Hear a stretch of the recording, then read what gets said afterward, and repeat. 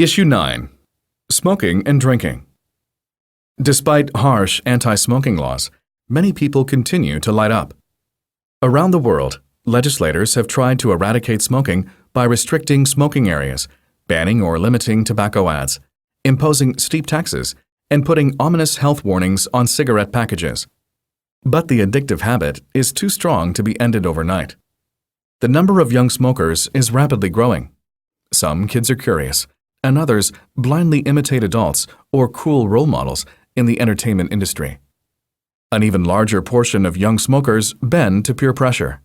Another problem is that many governments rely heavily on income generated by cigarette sales, so they are reluctant to crack down aggressively.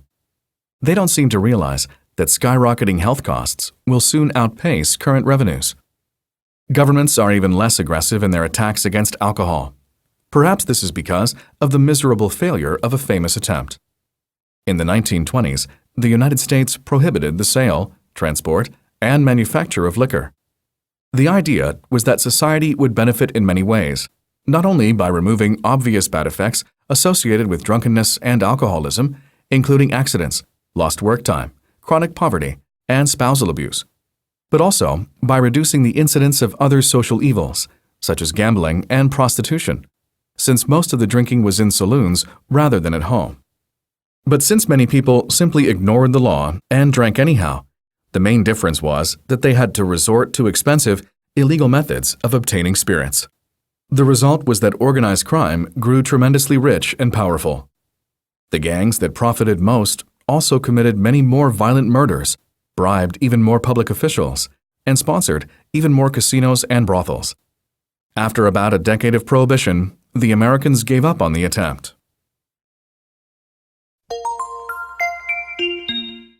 Comprehension. 1. Name 3 ways government have tried to control smoking. 2. Why do youngsters usually begin to smoke? 3. What is the problem with the non-aggressive policies most governments follow in regard to smoking? 4. Why did prohibition fail?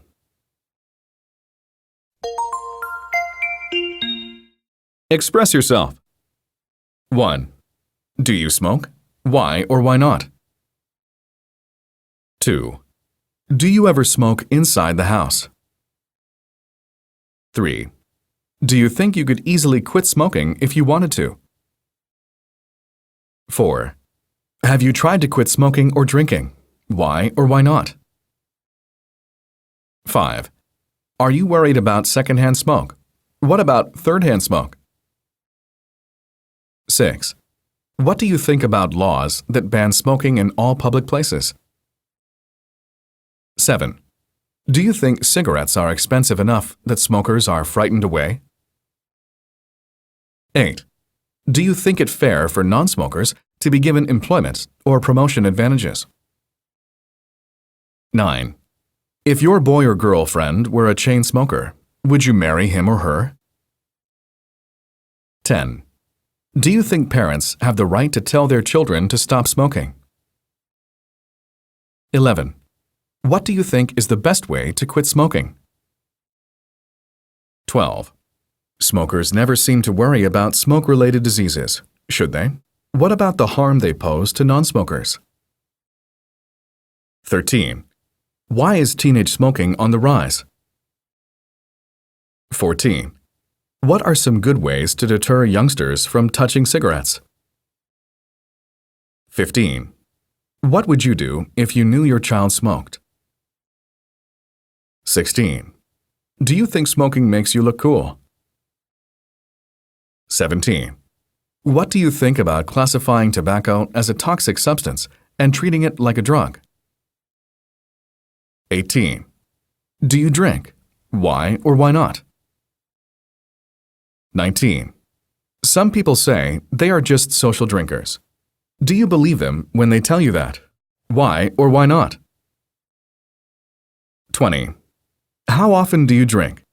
Do you think your job forces you to drink? 21. What are some personal or social problems associated with drinking? 22. What do you think about making liquor more expensive by raising taxes on it?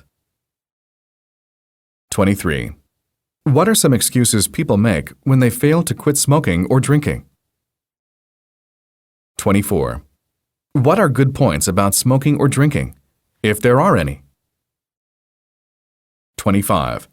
If the government uses scare tactics to discourage bad habits, such as putting horrifying pictures on cigarette packages, would you be in favor or opposed? Do you think these strategies would be effective?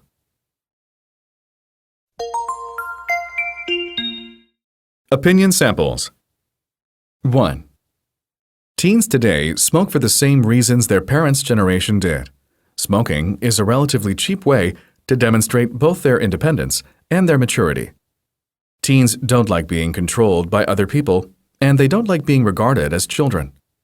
They also don't believe that smoking is as damaging to their health as it generally is, though admittedly, this is a slow, long-term, cumulative development. Nor do they understand how difficult it is for most people to quit. 2. As far as I'm concerned, the worst part about drinking is how obnoxious it makes people act. They talk too loud, they repeat themselves mindlessly, without making any sense, and they say and do things they would never do if they were sober. Often these things are merely embarrassing, but they are frequently dangerous or harmful as well. I've seen this kind of behavior countless times, but somehow thought I was immune or invulnerable. But someone videotaped me one night, and I saw the way I really acted when I drank. Of course, now everyone on the internet who wishes to see it can do so too. I wish I had never tasted alcohol.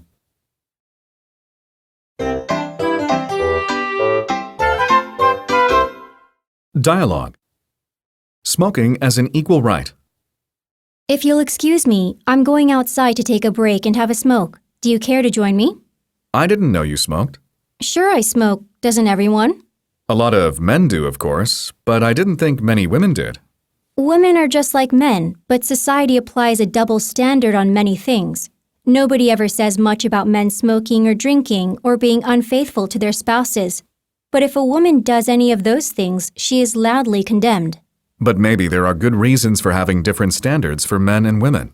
Okay, name one. Smoking and drinking are harmful to children in the womb. That may be true, but women are not pregnant all the time. I'm not. But it's just as hard for pregnant women to stop smoking as it is for unpregnant men. So maybe they should not develop the habit at all. We do not ever get pregnant on our own, you know. Men want women to be pregnant so they can control them economically and socially. But if we can avoid getting pregnant, we can do whatever we like. I didn't know you were such a feminist. I'm not really, but I believe in fair play and equal treatment. I do too. But I think women should act like women, not like men. We want to marry good wives and mothers. Good wives and mothers can still enjoy the same things in life as men do. Why not? I don't know. I guess I've never thought about it before.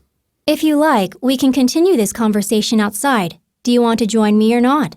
Sure, but I don't have any cigarettes. Can I mooch one of yours? Questions. 1.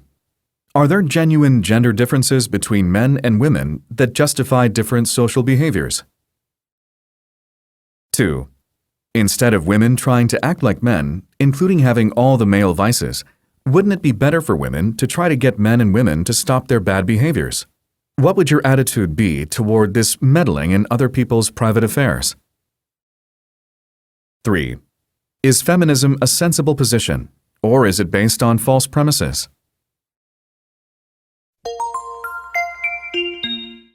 Read and discuss. Between the carrot and the stick.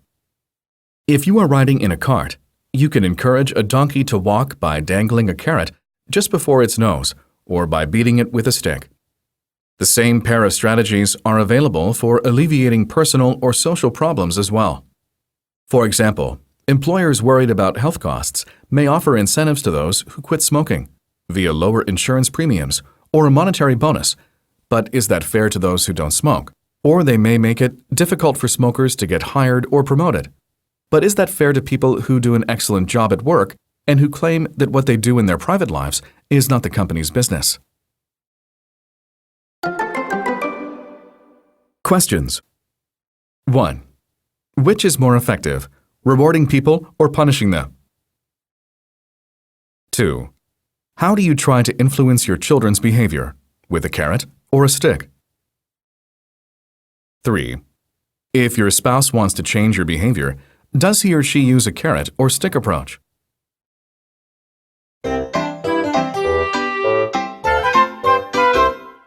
Let's talk funny. New tobacco regulations. The government will impose harsher regulations on tobacco companies. Selling tobacco products, including candy-flavored cigarettes, will be illegal. Tobacco manufacturers can't sponsor sporting events anymore. Even the use of words such as light, low, or mild to describe tobacco products will be prohibited. Free tobacco samples will no longer be allowed. How can you survive? There is only one target audience left, but I think we'll be fine. Who is that? Women. They will do anything to look cool. Questions. 1. Do you think the women's market looks rosy for the tobacco manufacturers? Why or why not? 2. Do you think a pregnant woman has a right to smoke even though there could be a health problem for the unborn baby? 3. Do you agree with the statement that women do anything to look beautiful?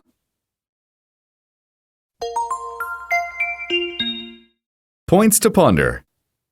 The following sentences are all related thematically.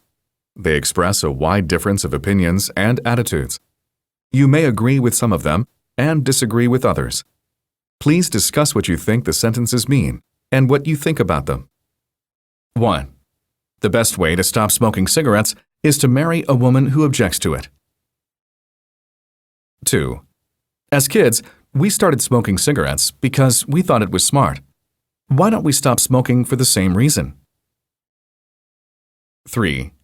When a drunken driver runs into a telephone pole, he blames the pole.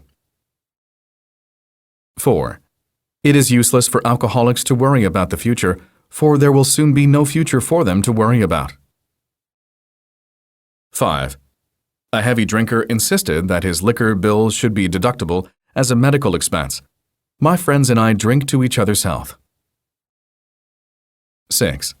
The true face of smoking is disease, death, and horror, not the glamour and sophistication the pushers in the tobacco industry try to portray. 7. Smoking is one of the leading causes of statistics. 8. I know a man who gave up smoking, drinking, sex, and rich food. He was healthy right up to the day he killed himself.